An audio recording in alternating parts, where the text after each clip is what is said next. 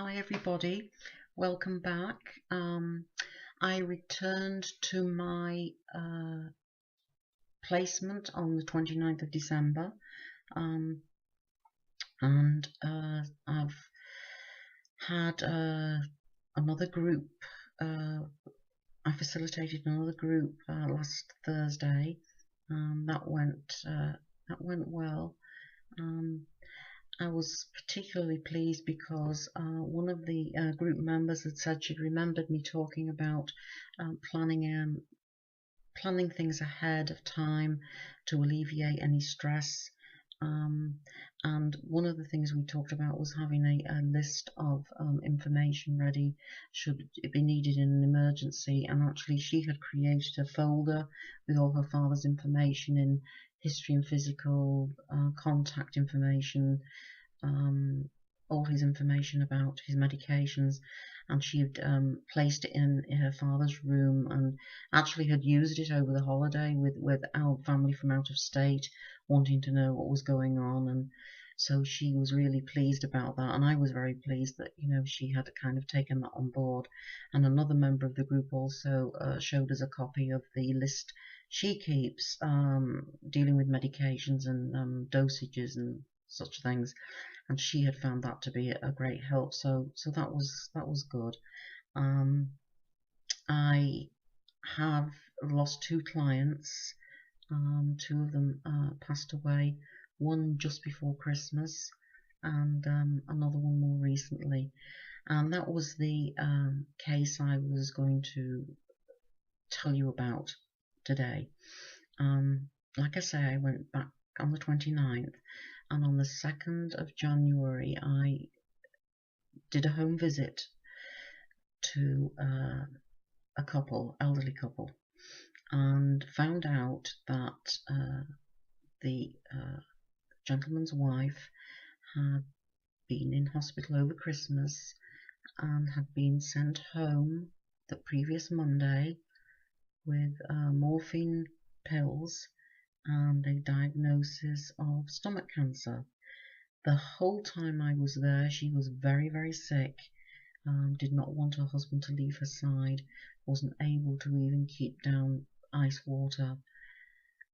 Her aide was there, who had actually finished her duty, but stayed over to talk with me as well, because she had been putting in some extra hours at the lady's request. The lady also suffered from a lot of anxiety prior to this diagnosis as well, so she was on medication for that. Like I say, she was very, very sick the whole time I was there, and I asked if the hospital had talked about hospice, her coming home with hospice, and was informed that no one had even broached that subject with them. Although she had had her last chemo, according to her husband, it was her last chemo and she had not got through it very well at all. So that really not just surprised me, but that really appalled me, and I couldn't leave her or leave both of them in that situation, knowing that there was nothing in place. So I didn't want to go into details about hospice and the terminal, the 6 months or less and all that with them, as it had never been spoken. So I stepped out of the room and got on the phone with my supervisor and put the situation to her.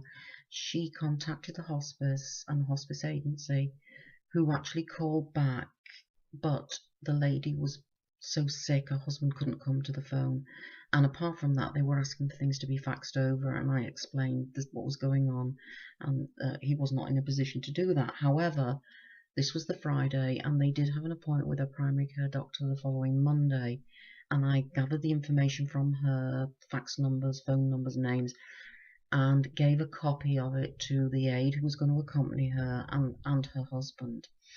So the client's husband. So that was put in place, and he did promise that if his wife got worse over the weekend, that he would call 911. So that was how the visit ended. So I got back to work on Monday, and first thing Monday morning, called the home, only to be told that the lady had passed away in the early hours of Saturday morning from an apparent heart attack. So that was a shock. Even though it's, the cancer was, obviously it was terminal, and the expected outcome would have been the passing of this client. For it to happen so suddenly like that, and not have had put things in place for her when she first came home to make it a bit more comfortable for her, I just felt really bad. And the other thing was, it reminded me of my own mother, and I was witnessing the exact same symptoms my mum had before she passed away with stomach cancer. So, it was kind of difficult. So, the whole experience really highlighted for me how we need to be in tune with our own countertransference. And while accepting that the feelings are normal, I still felt, it was something I needed to discuss, and I did do in supervision, actually with my supervisor at work and my off-site supervisor. So I just felt it was very important to have to discuss that. So my question to the group this week is to ask you what level of countertransference you may have experienced and how you dealt with it. And I'm sorry the tape's gone way over time, but I just felt this was an important thing to talk about with you all this week. So I look forward to hearing your feedback. Okay, thank you.